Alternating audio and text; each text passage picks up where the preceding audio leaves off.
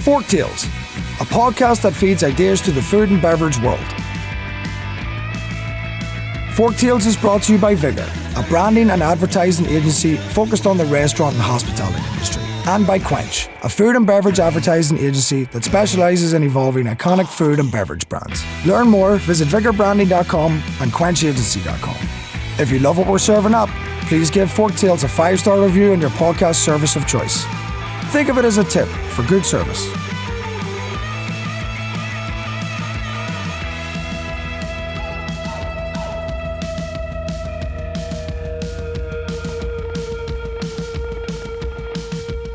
Hello and welcome to Forktales.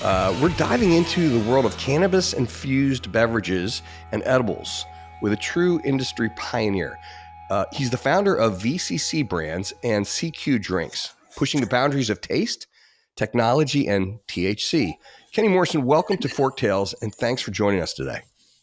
Thanks for having me. It's super cool to be here. Yeah, I'm really kind of intrigued by all this because, I mean, at Forktales, it's a podcast about, restaurants because we have an agency called Vigor that does all restaurant marketing. And then we have a company called Quench, which does food and beverage CPG. And so, we talk about all kinds of things, food and beverage, and you do both. But really, obviously, what's unique about you is the infusion, right? And the THC. So how did you get into the cannabis industry and what led to the creation of VCC brands and CQ drinks? Well, first of all, I started the company in 2008 and we used to do everything. But as of 2020 now, we're just strictly beverage. So we sort of put everything else to rest and wanted to have a laser focus on the future of drinking and all of that. So, but everything else plays into our background and how we got here.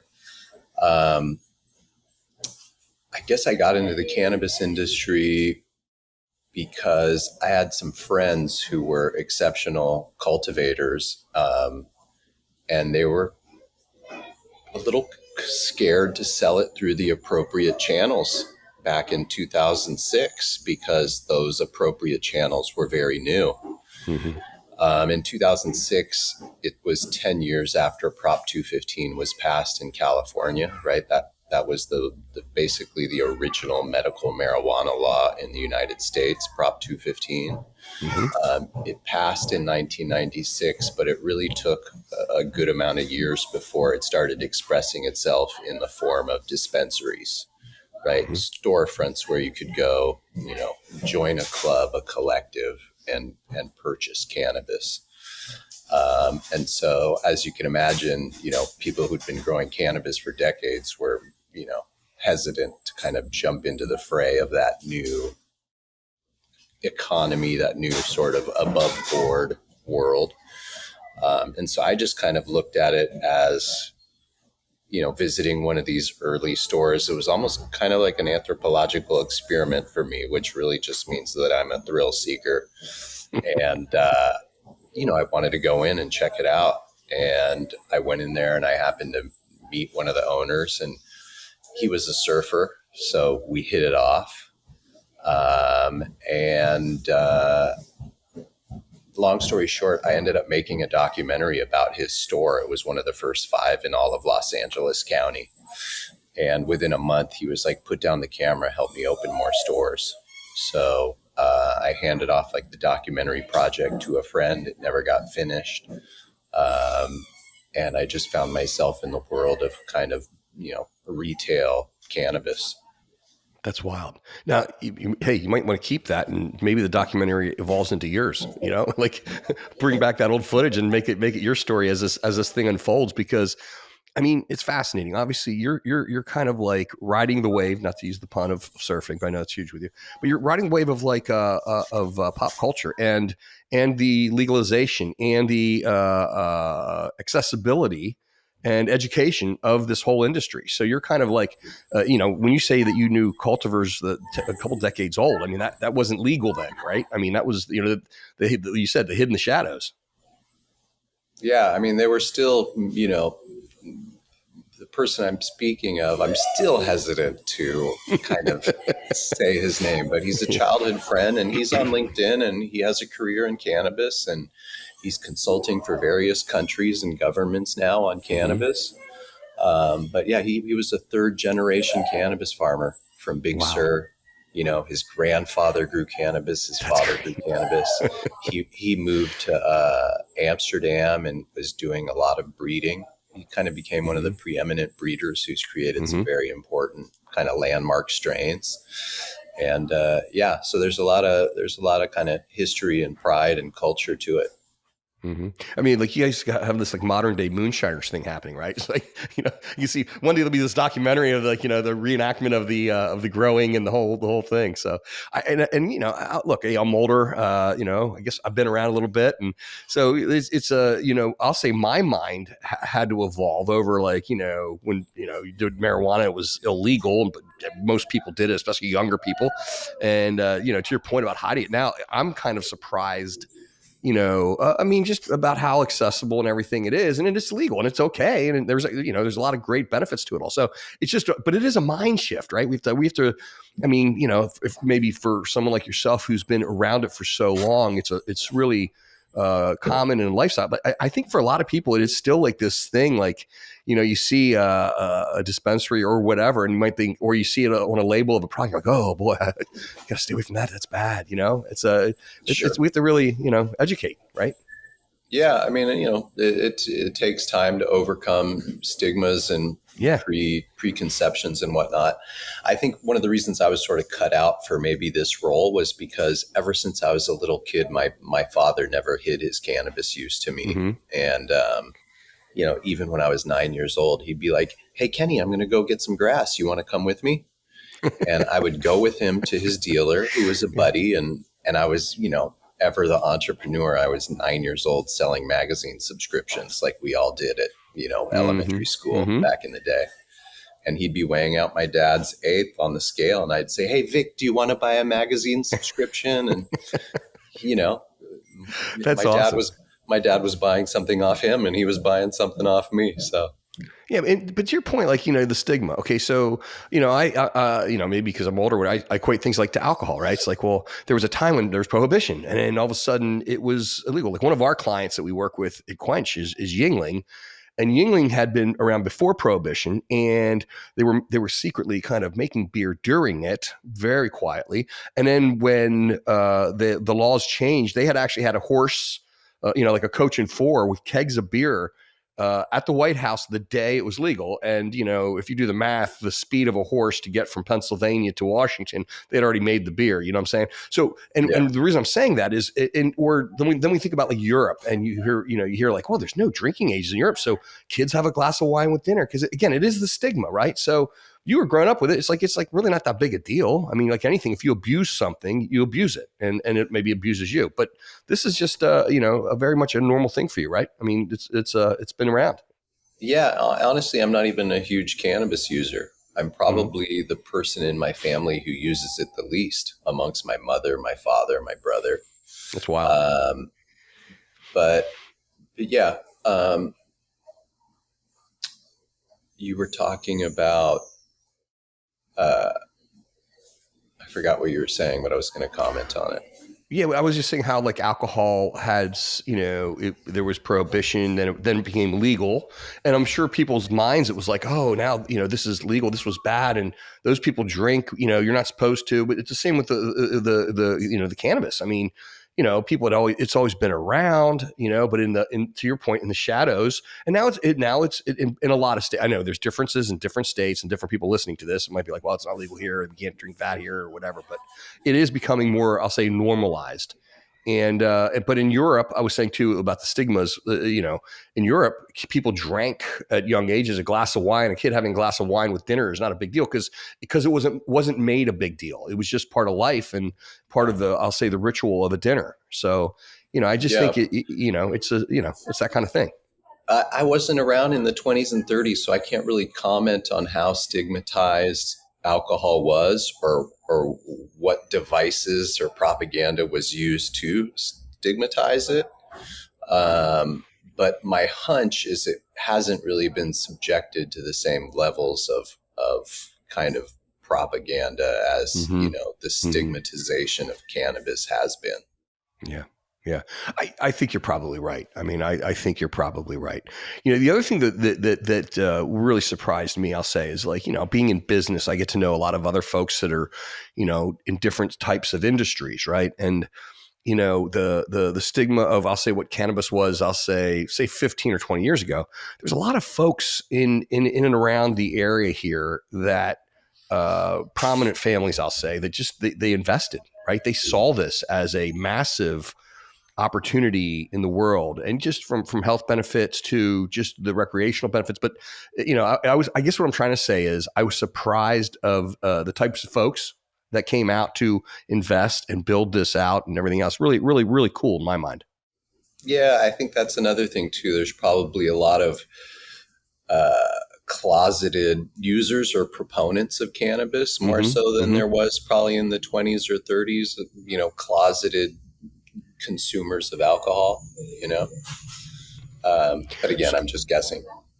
Yeah, very cool. So, okay, you know, I'm going to jump into some of your products and some of that. I know you said that you're strictly focused on beverage, which I like that idea just from a marketer standpoint. I'll explain that in a little bit, but talk about like sort of like the evolution of your business, like what you were doing, you know, what the brand stands for, as far as the acronym VC, you know, the VCC. You know, help me understand that, like, Sure. where you've come from, and we'll get into the drinks. Sure. We started the company in 2008 in Venice Beach. And, you know, my business partner and I at the time, I think the name Venice Cookie Company just sort of came naturally because it was the first thing we started making. Baked goods was really simple to do, very popular at the time. And, you know, Venice Beach has always sort of stood for individualism and people marching to the beat of their own drummer, and, you know, freedom of speech and freedom of choice and, you know, all of those sort of things. But to mix it up a little bit, you know, we made our logo a gondolier. So we brought a little bit of like classic old world to it. And the idea was just to, you know, create products that sort of transcended the stereotypical, you know, stoner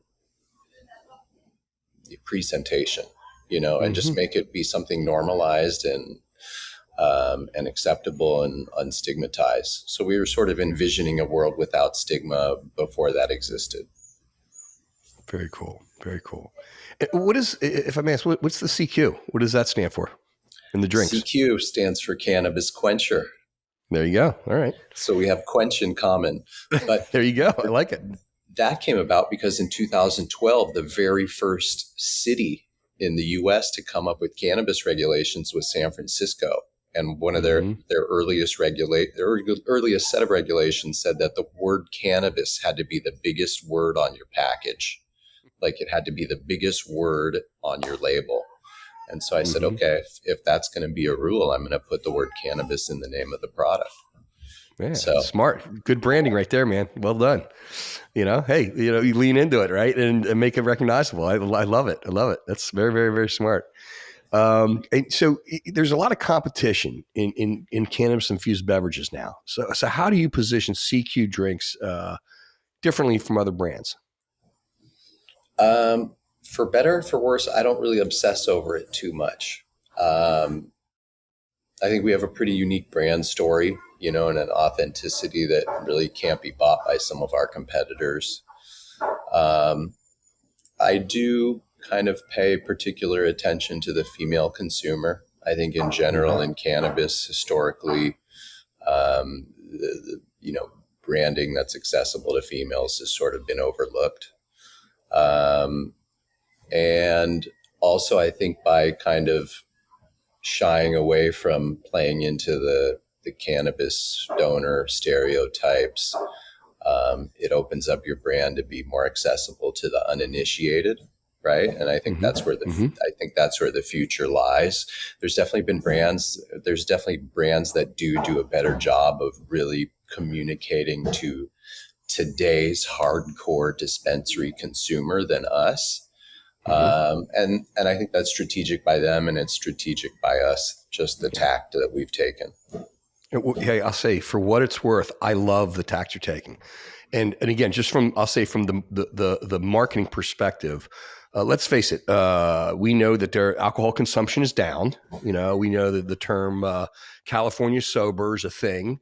And, I know from, I have younger daughters. I know RTBs, ready to drink beverages, all these, vodka or tequila, especially tequila now because the calories, all that stuff is so hot.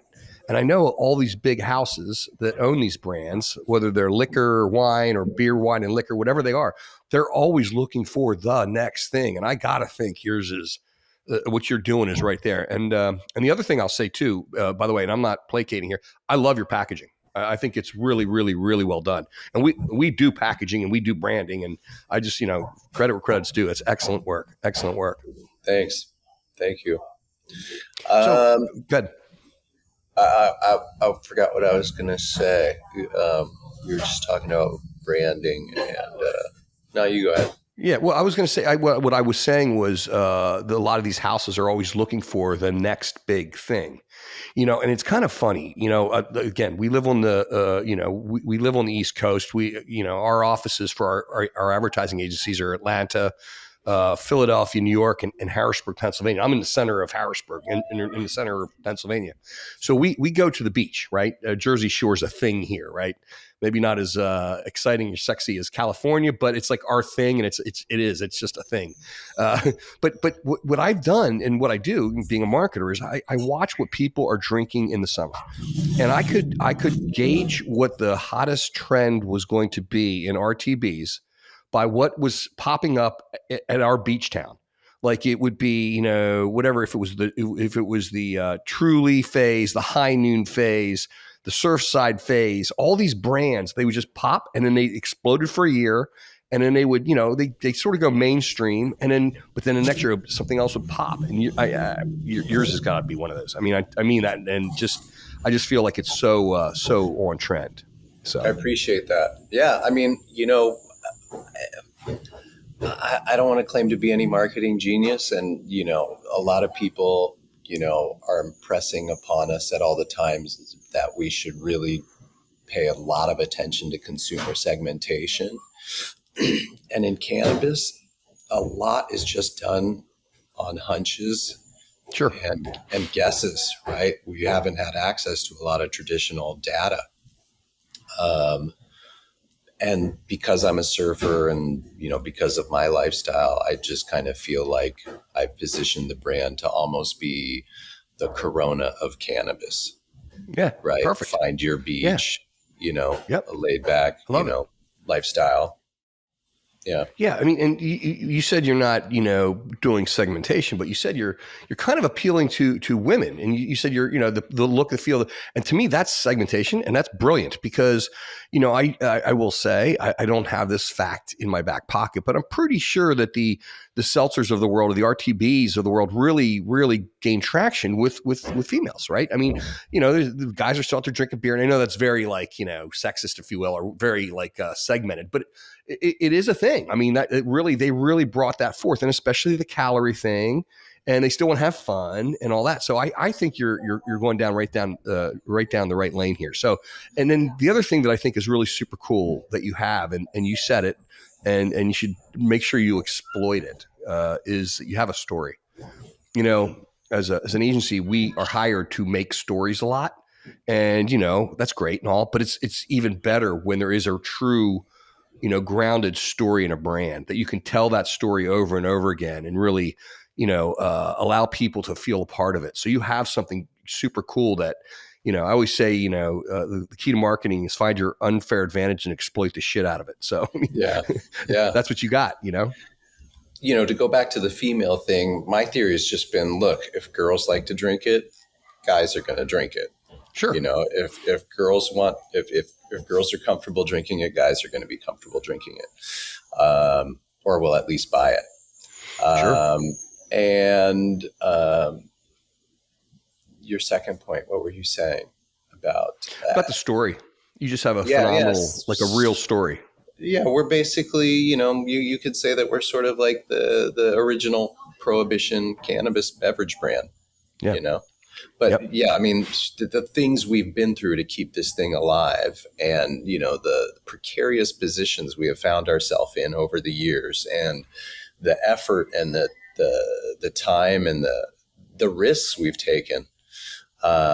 There's a ton of story there. It's a freaking novel. It's a season or two of a Netflix show. There you go. And there's so many crazy things we've been through. I can't even remember them all until some people remind me. But Kelly, who I now refer to as my co-founder, she's been with me since 2010. The company was founded in 2008. And her and I together, she always ran our kitchen and oversaw the production team and all the different SKUs we were managing. And the things that her and her team have done to keep us in business over the years is amazing. And it, often brings me to tears when I talk about it and think about it. So yeah, there's a lot of story there to exploit, probably more than we will ever need. But the goal is to get to a place to where we could really, really tell that story in sort of a deep, profound way. Mm-hmm. Well, I mean, it just the whole surfer vibe, the whole, like you said, Corona.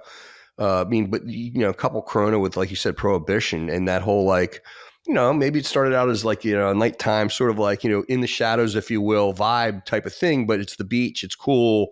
Those were all the fun people, the cool people. And then you can let that story kind of unfold for people. And I think everyone can relate to it and appreciate it. I think that's, there was this great campaign.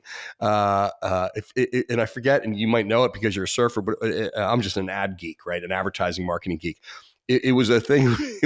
They showed this like sort of, I'll say, it's probably like not politically correct now, maybe a dorky looking kid, right? And with whatever he's wearing at the time, just a picture of a dorky looking kid. And the line was, if you don't surf, don't start. Like it just shoved the world like in your face. Like, surfing's for super cool people that only they get it. Don't even think you can try and do it, and don't even try and be cool. But it was like the most, I don't know, it was most off-putting, but super cool marketing, I think that was for a brand. Good. I think that was a gotcha ad from like the late 90s to the early 2000s. And then the other one that was always huge was Billabong's Only a Surfer Knows the Feeling. Yeah. But to go back to story and what you were talking about with, the surf thing and all that, the history of cannabis smuggling in California and Mexico, the earliest people that were smuggling cannabis into California from Mexico in the 60s were surfers.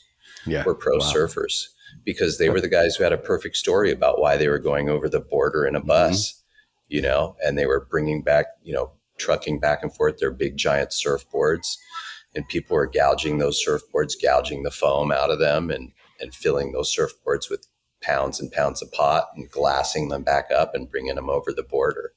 So there's definitely, I mean, I have a movie idea based around all of this as well, so. Hey, that would make super cool shorts for social media and all that for your brand too. Don't, the movie's great, but I mean, you got to sell stuff here. So True. That's the marketer in me.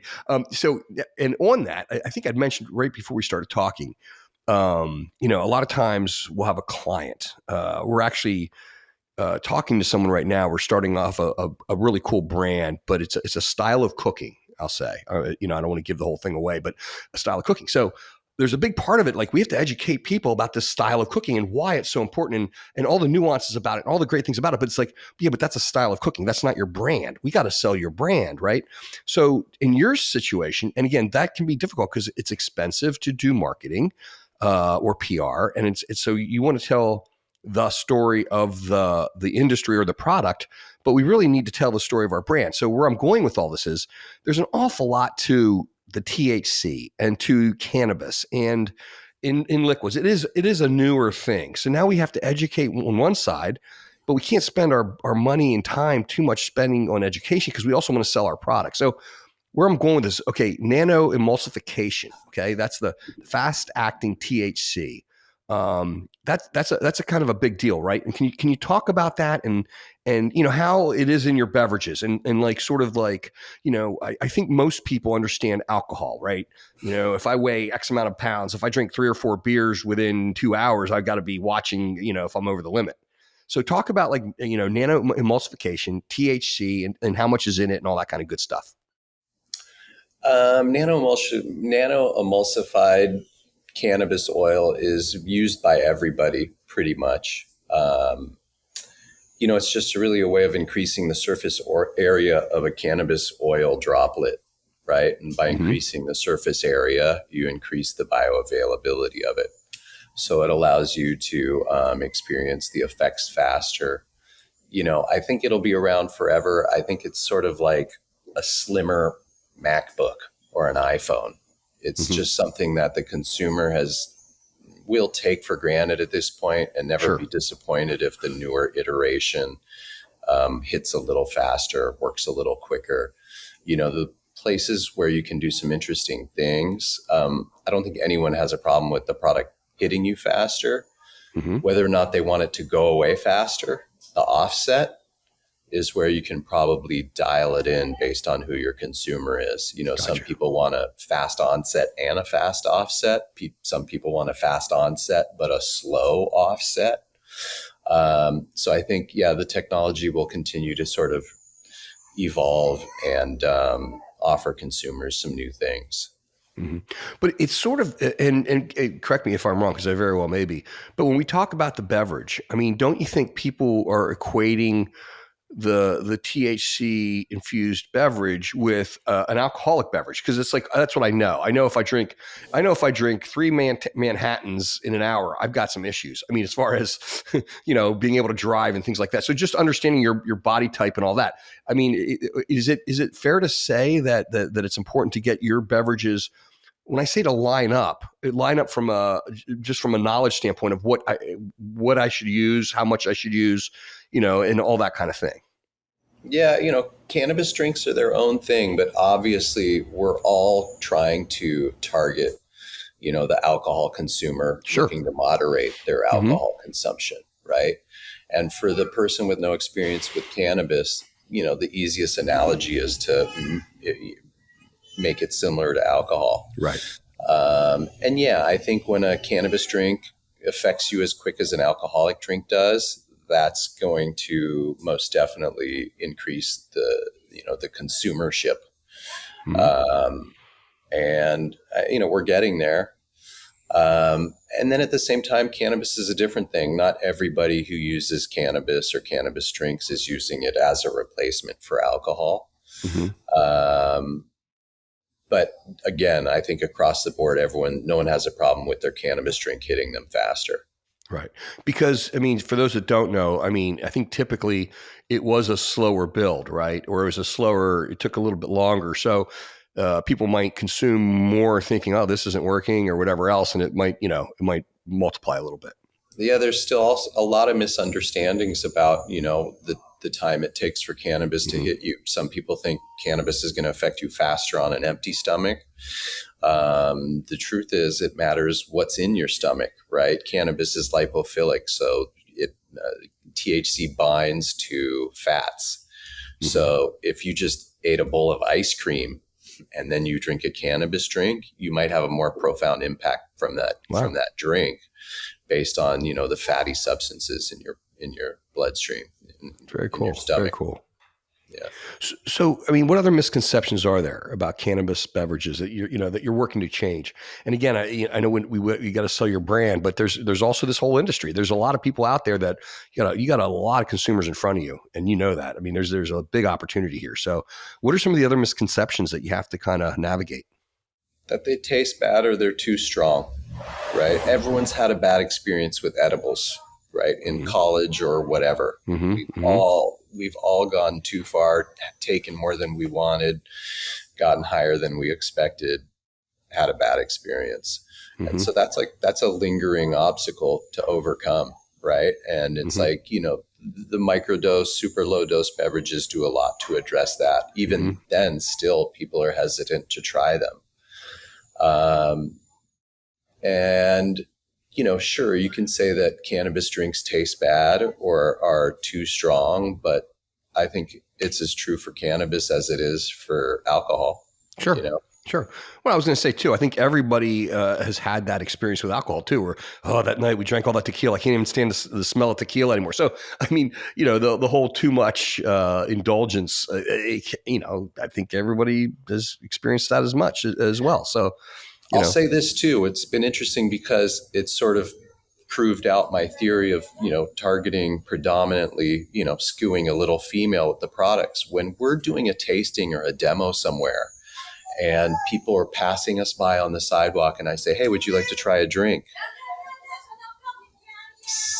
I'd say 7 to 8 times out of 10, if it's a couple walking by, it's the girl.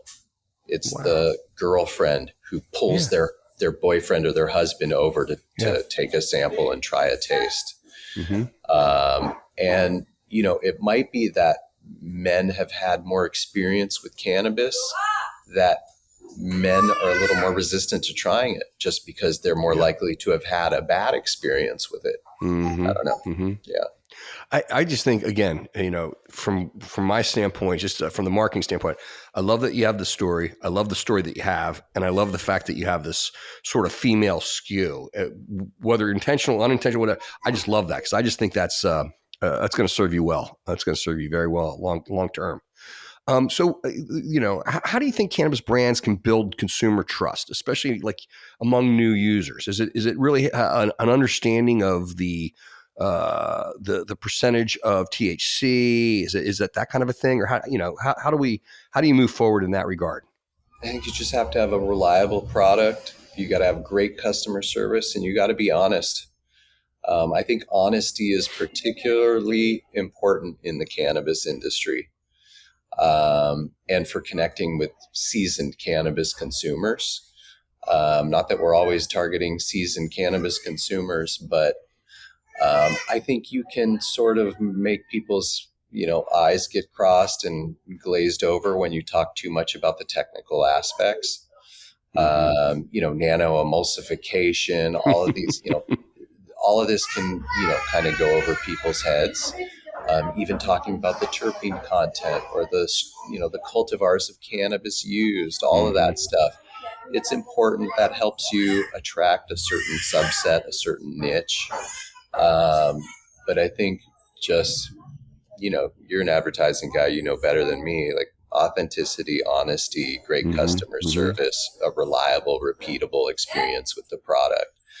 I think, it's pretty standard, just like any other CPG. Right. It's right. And, I think the other key word that you said there is trust. Once your brand's out there, people see it and you can get it. I mean, one thing we expect from brands, I don't care if it's a restaurant brand or if it's a brand of ice cream, right? Or it's a THC, infused beverage. When we get used to a brand, the definition, my favorite definition of branding or a brand is a promise. Right. So when I see your can, that is a promise. I know what I'm getting. It's consistency. It's always going to be the same, no matter where I buy it. It's your promise to me. And to me, I think that's huge. And especially for this industry, because to your point, there's going to be a lot of people trying this for the first time, maybe, right? Instead of drinking that seltzer on the beach or whatever. And they want to trust because it's new, and I think that again, I think that's another key thing for you, which I think is great. So talk about it because, in beer, we know that there's like light beers or session beers. We're also doing that in your product too, right?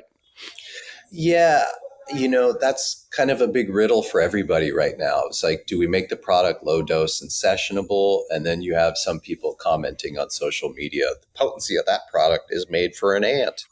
It's something that makes cannabis very different than alcohol, is because cannabis is non-toxic, right? And intoxicated is basically a euphemism for something that's toxic, right? That's how we talk about alcohol. Yep. That's sort of the benefit of the doubt we give alcohol, right? Due to the stigma that's worn away for decades and decades.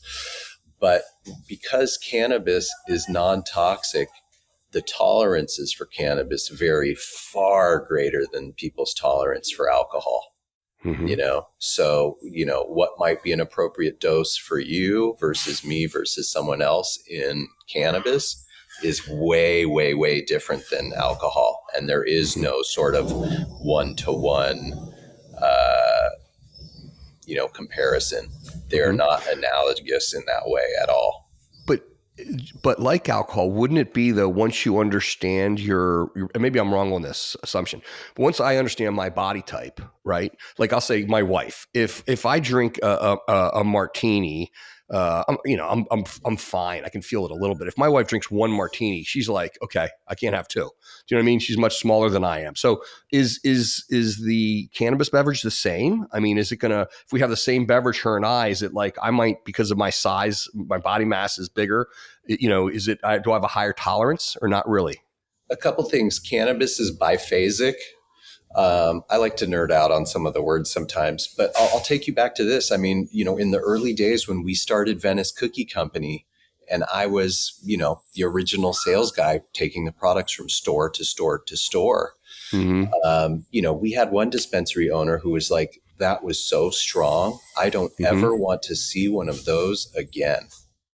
And gotcha. That's bad, right? That's definitely not what you want to hear when you're trying to build a brand. That was so strong. I don't ever want to see one of those again. And so obviously for cannabis, it makes perfect sense that we start the doses really, really small for the uninitiated.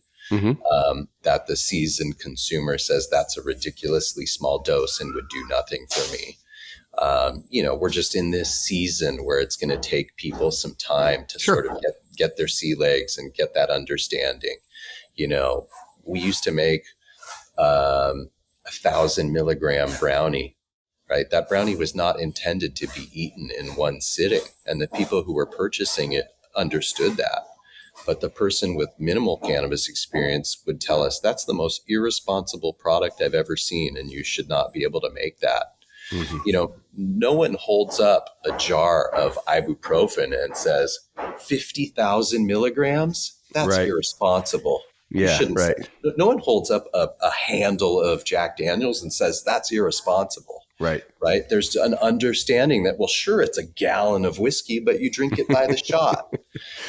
So I just think we're in this season where the general knowledge of cannabis is slowly, gradually building up. And then, when it's more mainstream, people have an understanding, the understanding that you feel they all need. And you're right, It's, I mean, it is, it's an educational, it's an understanding process. It's it's the ramping up. And that's why I get excited for your brand, because I do think you have something pretty phenomenal. So now you said, okay, like we talked about, someone's intoxicated. That's an alcohol term because of the toxic aspects of alcohol. So, I mean, your product, the one thing that's, I'll say, not, I'm sure several things. That's what I want to ask you. Hangover free. I mean, geez, people that drink, they would love not to have a hangover. So this is basically hangover free, right? I mean, by and large. Well, I never went into what biphasic means, but I've definitely gotten a hangover from too much cannabis. Oh, have you? Okay. It wasn't in the form of a headache. It wasn't in the form of being dehydrated. It wasn't in the form of being completely worthless the next day, but I've definitely experienced sort of a cloudy, Gotcha. zonked out feeling from cannabis. So, it's a different type of hangover, and it's dose dependent, right? So ways where cannabis and alcohol truly are different. Cannabis promotes sleep and suppresses inflammation, whereas alcohol is going to disrupt sleep and promote inflammation. So they're different, they're both functional beverages, alcohol and cannabis, right? And I love alcohol. I love to drink alcohol. And, there's a lot of cannabis people who sometimes want to poo-poo alcohol. And I think that's silly. We're in the business of freedom of choice here. There you go. But they're different. And I think it is more realistic to refer to cannabis as a wellness product than it is to refer to alcohol as a wellness product. A smart activist before me said that, cannabis should be perceived as a benefit to be promoted rather than a harm to be tolerated. Mm-hmm. Well I'm said. sure. Yeah, cannabis can be overused. Not everyone has a great experience with cannabis. And, a part of it, I'm sort of rambling here, but a part of it is really how we feel about our use of cannabis. I've had a lot of people tell me, oh, I don't have any legitimate real reason to use cannabis. I just use it recreationally. This was years ago, but when you inquire and you go, really, why do you use cannabis? Just tell me, why do you use it? Well, I guess after a long day at the office when I've been working really hard, I just want to unwind and relax. Mm-hmm. People have sort of been conditioned to think that that's not a legitimate use of cannabis. Yeah. Even the fact that we refer to cannabis use as, medical or recreational, it's like, well, isn't recreation a wonderful way to get rid of stress? Right. There's nothing wrong with going sailing recreationally. Yeah, You know what I mean? right. So it's really just these lingering ways we've been wired to think about cannabis that you're mentioning. It's pervasive, and it takes a long time for that to dissipate. Mm-hmm. So we talked a lot about obviously it's a different deal with the legalization of things and state by state. So we work with brands. We've worked with a couple different beer brands that were one was a Canadian beer that we drove across the U.S. One was the Pennsylvania beer I mentioned. We've driven up and down the East Coast and are slowly growing, not slowly growing, but growing it. And you were in 4 states. How many states in 2022? How many states are you in now? In the dispensary channel, as of today, we're in 7 states. As of the next 45 or 50 days, we'll be in 8. Nice. And then we're coming for Pennsylvania soon, buddy. Good. All right. Well, looking forward to it. Yeah, that's awesome. And but it's not. You can't just. It's not like, oh, we're just going to open up a distributor there. There's laws, and you have many more hurdles than, I'll say, our beer brand that wants to go from, say, an Ohio over into, say, Kentucky or wherever else. So you have a lot more to deal with.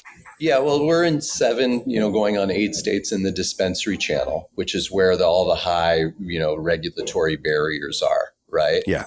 For the viewer who doesn't quite understand this, there's the word hemp, and there's the word cannabis, and there's the word marijuana, right? The words marijuana and hemp are just legal definitions of cannabis. It's all cannabis. It's all the same plant, right? So marijuana is just the hemp biomass or the cannabis biomass that has a high percentage of THC in it. And it's highly regulated because there's more THC concentration in that plant. And so it's sort of subjected to a litany of regulations that are far more difficult to deal with than hemp. Never mind the fact that I can extract marijuana or hemp and create the same exact potency cannabis drink. If the starting material was hemp, that product can cross state lines. If the extracted material was marijuana, it can't cross state lines. It's really as if we're regulating vodka made from potatoes differently than, vodka made from a grain or, whatever. So it's kind of doesn't make a lot of sense, but hey, that's how prohibition is crumbling. Yeah. Well, and again, I do appreciate you explaining it that way because, look, our listeners are food and beverage marketers or restaurateurs. So, I mean, I know a lot of times when you're doing these podcasts and stuff, you're talking to other, you're talking to quote unquote the industry that you're in, and and advocating to for others in the industry. And I'll say there's probably a higher knowledge base of the overall cannabis industry than some of the folks that will be watching this. So this is really, I really appreciate you making this super easy to get and understand. And it's cool. So like what's next for you? Like, okay, we have these great drinks. Is there more flavors, just more expansion? What's next on your agenda? Something I'm really looking forward to doing that I've never done is working with an advertising agency. Oh, there you go. I know one. Right? Yeah, I bet you do. We've got your name in it. I come from a family that's sort of involved in, PR and marketing and advertising, a little bit communications. But well, first of all, on the marijuana side of things, in the dispensary channel, we do licensing deals with all these different states. And so we make products that are appropriate for that territory. Gotcha. So we sort of are able to outsource our R&D hub and do a lot of that R&D and market research on, the dime of our licensing partners. So we exploit differences in regulations and consumer tastes in every different state that we operate in. And these are all beverages, correct? Yeah, these are all beverages. Okay, all beverages. That's what I thought. I just want to be clear. Yeah. And so we're gathering a ton of information based on the success of those products in their territories. And then we can sort of distill all that info and release in hemp, our products that can cross state lines, sort of the greatest hits, make it into our hemp lineup. Some of this is theoretical so far because we haven't released a lot of products in the hemp channel yet. But sort of symbiotic how our two business models work together, right? We oversee the hemp channel ourselves. We do licensing deals with all the different states in the dispensary channel. And we think, what we learn from the more experienced veteran, higher dose consumer, all that knowledge will serve us really well as the hemp consumer, gets more educated over time. So, cool. Yeah, we sort of have that dual approach. So just so I'm clear, when you create these beverages for the various states with their restrictions, if you will, or the regulations, are you white labeling it or is it still CQ, but it's just maybe a different formulation of CQ in one state versus another? Yeah. Sometimes it's as simple as just a difference in potency. Sometimes it's a difference in, the manufacturing equipment that's being used. So we have to change the formula slightly. Gotcha. And then sometimes it's something completely new that, is being requested specifically by that territory. But it's still under the same brand. So if I bought a beverage in one state versus another, even though the formulation may be tweaked a little bit based on their rules and regulations, it's still the same brand I'm looking at and I'm picking up. I'll share this with you. This was amazing. The first licensing deal we did, we're a born and raised California brand, and I'm a born and raised California guy. But our very first licensing deal was in the state of Massachusetts. And I'm like such a West Coast dude. What the hell do I know about seasons, right? It's sunny year round in California. Yeah. And our partner, Kevin, in Massachusetts, he was like, Kenny, these fruit flavored, spritzers you've made for us to sell. They're great. They're cool. They're beautiful and everything.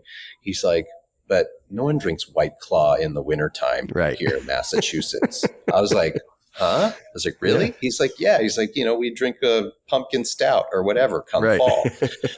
And I was like, okay. Like, I was just very honest. Like, okay, yeah, I didn't even realize that. He's like, make a cola, make a ginger ale.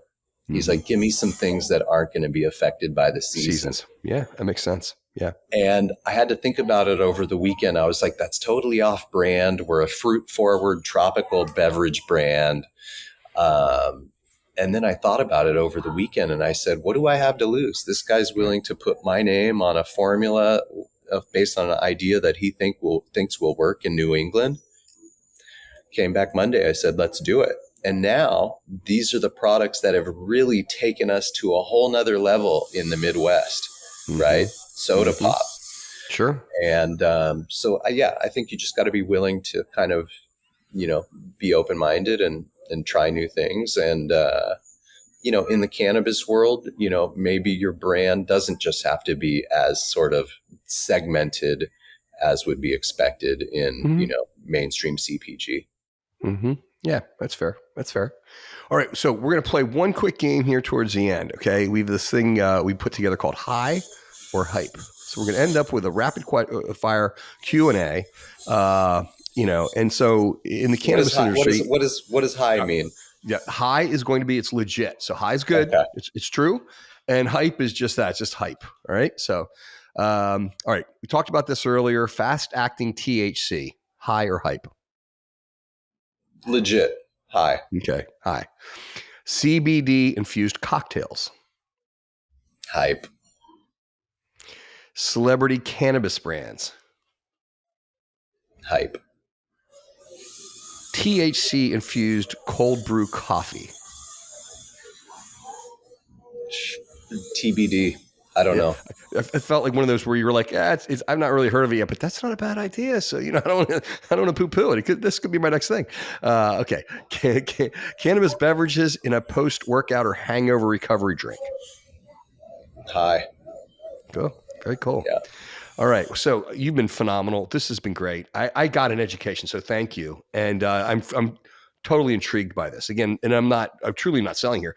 We build brands and talk about all these great products. But most of the time, I mean, it's very rare that we get to work on something that, or a category that's so, I'll say, new, if you will, even though it's not new, but it's new to the consumer market, right? And so you get to, so it's just, I'm just really, my brain's spinning 1,000 miles an hour. So this has been phenomenal for me personally. And I have one last question. Okay. Yeah. If you had one final meal, what would you eat and why? Oh, man. Gosh, I mean, it would probably be something that I just don't have access to here in the Dominican Republic. But like one thing I've been thinking about lately is this garlic shallot cream sauce that I make with, it's just super, super duper rich. And it's the type of meal that would probably lead to your death anyway. So maybe that'd be the last thing. That'd be the last thing I eat. That's great.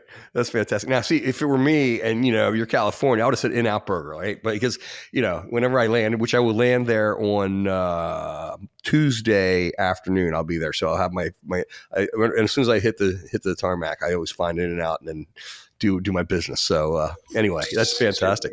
It could be a cheesesteak for me. Who knows? Oh, there you go. Philly cheesesteak. Yeah. Beautiful.